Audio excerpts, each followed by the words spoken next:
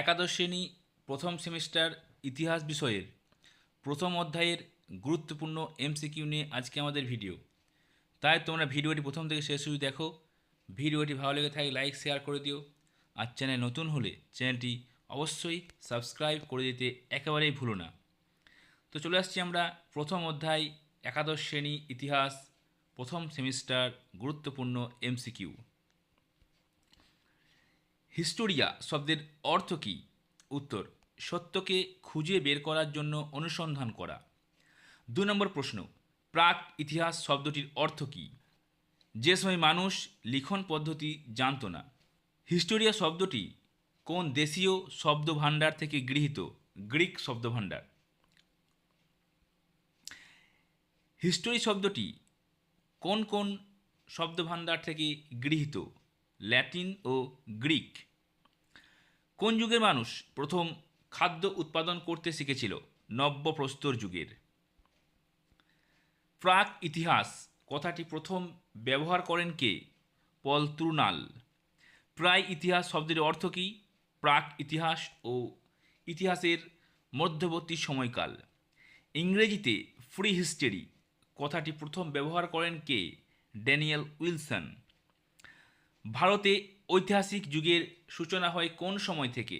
খ্রিস্টপূর্ব 4র্থ শতকে। ভারতের লৌহ যুগের সূচনা হয় কোন যুগে? বৈদিক যুগে। মানুষের ব্যবহৃত প্রথম ধাতুর নাম কি? তামা। সর্বপ্রথম তামার ব্যবহার শুরু করে কারা? সুমেরীয়রা। সিন্ধু সভ্যতা বা হরপ্পা সভ্যতা কোন যুগের সভ্যতা? তাম্রপ্রস্তর যুগের। মধ্যপ্রস্তর যুগের অন্যতম বৈশিষ্ট্য কী ছিল? কৃষি পদ্ধতির আবিষ্কার। পুরাতন প্রস্তর যুগের আদিম মানুষের ব্যবহৃত গুরুত্বপূর্ণ অস্ত্রের নাম কি? হাত কুঠার। প্রাগৈতিহাসিক যুগের ইতিহাসের প্রধান উপাদান কোনটি? জীবাশ্ম। এ পর্যন্ত সবচেয়ে পুরনো জীবাশ্মটি আবিষ্কৃত হয়েছে কোথায়? আফ্রিকায়। কোন যুগে কুমোরের চাকা ব্যবহার শুরু হয়? নব্যপ্রস্তর যুগে। নব্যপ্রস্তর যুগের বিপ্লব কথাটি প্রথম উদ্ভাবন করেন কে? Gordon Childe. নব্যপ্রস্তর যুগের অন্যতম বৈশিষ্ট্য কী ছিল? কৃষি পদ্ধতির ব্যবহার। নবপ্রস্তর যুগের সবচেয়ে উল্লেখযোগ্য আবিষ্কারটি কি? চাকা। পৃথিবীর প্রথম আইন সংকলন করেন কে? হামুরাবি।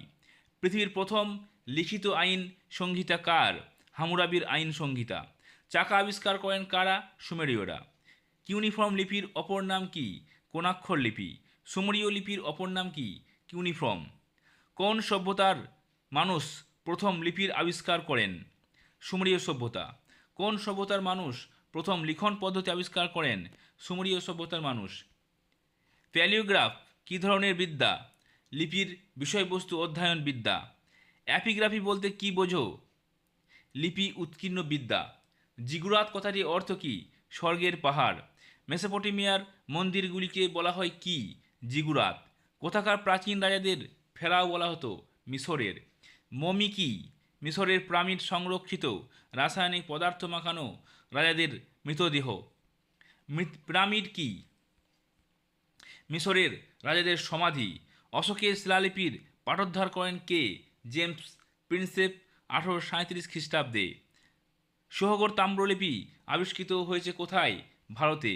ভারতের প্রাচীনতম লিপির নাম কি? সোহগড় তাম্রলিপি। প্যাপিরাস কি? মিশরীয়দের লেখার কাজে ব্যবহৃত শর জাতীয় গাছের ছাল। কোন লিপিকে দেবলিপি বা পবিত্র লিপি বলা হয়? হায়ারোগ্লিফ লিপিকে। মিশরীয়দের চিত্রলিপির নাম কি? হায়ারোগ্রাফিক লিপি। হামুরাবির আইন সংহিতার আইনের সংখ্যা কয়টি? 282টি। বৌদ্ধ ধর্মের ধর্মগ্রন্থের নাম কি? ত্রিপিটক। চোলদের স্বর্ণমুদ্রার নাম কি? ক্যান্ড। পতিন কি? সাতবাহন রাজাদের সীসার মুদ্রা। ভারতের সাতবাহন রাজারা কোন দুটি ধাতুর মুদ্রা ব্যবহার করতেন? তামা ও সীসা। বৈদিক যুগে স্বর্ণমুদ্রা কী নামে পরিচিত? নিস্ক। নিস্ক ও মোনা নামক মুদ্রা কারা ব্যবহার করতেন? আর্যরা। নিউমিসমেটিক্স কী ধরনের বিদ্যা? মুদ্রার পঠন পাঠন বিদ্যা। হায়ারোগ্লিফিক লিপির চিত্রলিপির সংখ্যা 750টি। ওডিসি মহাকাব্যের রচয়িতাকে? হোমার। ইলিয়াড কে রচনা করেন? হোমার। পৃথিবীর প্রাচীনতম মহাকাব্যের নাম কি? গিলগামেশ। ভারতের পুরাণের সংখ্যা কত? 18টি। ইহুদিদের ধর্মগ্রন্থের নাম কি? Hebrew Bible. মুদ্রা রাক্ষস গ্রন্থের রচয়িতা কে? বিশাখ দত্ত। মেঘদূতের রচয়িতাকে কালিদাস। পৃথ্বীরাজ রোসো গ্রন্থের রচয়িতাকে চাঁদ বরদাই। অষ্টাধ্যায়ী গ্রন্থের লেখককে পানিনি। ভারত ইতিহাসের ম্যাকিয়াভেলি বলা হয় কাকে? কৌটিল্যকে। অর্থশাস্ত্রের লেখককে কৌটিল্য। রামচরিত গ্রন্থ কে রচনা করেছেন? সন্ধ্যাকর নন্দী। বাণভট্ট কার সভাকবি ছিলেন? হর্ষবর্ধনের। হর্ষচরিত গ্রন্থ রচয়িতাকে বাণভট্ট। ইতিহাসের বিজ্ঞানসম্মত ব্যাখ্যার জনককে? থুকিডিডিস। ইতিহাসের জনক বলা হয় কোন ঐতিহাসিককে? হেরোডাসকে।